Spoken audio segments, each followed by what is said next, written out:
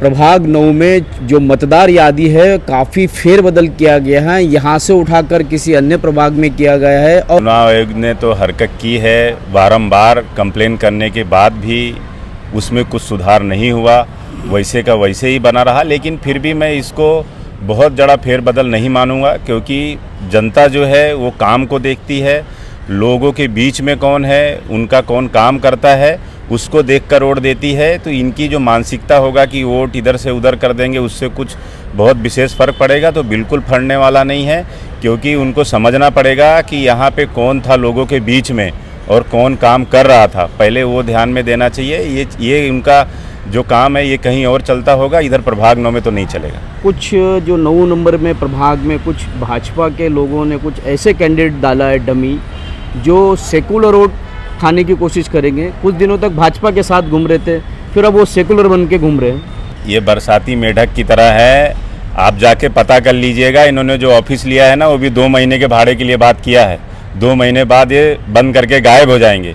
जैसे मैं नाम लेके बोलता हूँ, MIM जब इस शहर का माहौल बिगड़ा तब इनका कहीं पता ही नहीं था, तब हमारे नेता मुजफ्फर साहब खड़े थे। अब आए हैं, लोगों को दलीलें देंगे और बंद करके भाग जाएंगे।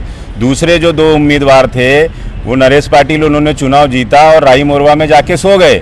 एक जन का निशानी अमजद का वो टॉर्च था, वो टॉर्च निशानी लेके चुनाव जीते और अब जनता उनको टॉर्च लेके ढूंढती रही 5 साल।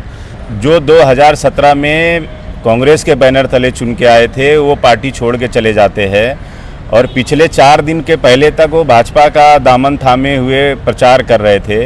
अभी 3-4 दिन पहले से वो अलग सुर अलाप रहे हैं कि अब मैं राष्ट्रवादी से जाऊंगा, सेकुलर बन गए। हाँ, तो ये आप समझ रहे होंगे कि इनका मकसद है माइनॉरिटी वोट को बांटना, क्योंकि बीजेपी हमेशा बांटने का ही काम करती है, हिंदू मुस्लिम। वार्ड नंबर 9 से जय ठाकुर को लोग क्यों चुने कांग्रेस के उम्मीदवार के रूप में? क्या ऐसा काम करोगे या क्या विजन है आपके पास में? क्योंकि जब ये लोग पार्टी छोड़ के भाग गए अपनी जिम्मेदारी से पल्ला जुड़ा के, उस जिम्मेदारी को मैंने अपने कंधे पे उठाया और जो इनका काम था वो मैंने किया। 3-3.5 महीना से एक सोसाइटी में पानी भर रहा था। ये रह चुके नगर सेवक, ये कभी उधर गए नहीं, उनकी कभी हाल नहीं पूछे। वो 3.5 महीने से बेचारे गटर के पानी में अपने जीने को मजबूर थे। उस समस्या का समाधान मैंने किया। कई सोसाइटियों में पानी 10-12 महीने से नहीं आ रहा था, टैंकर मंगाने को मजबूर थे। वो पानी का जाके मैं सुविधा करवाया। कई जगहों पे रोड की हालत ख़राब थी, कई जगहों पे सोसाइटी में कभी झाड़ कटिंग नहीं हुए, कई रोडों पे ब्रेकर की जो सुविधा थी वो मैंने उपलब्ध कराई। तो इनकी जो छोटी मोटी समस्या है, वो सारी समस्याओं का समाधान मैंने किया है।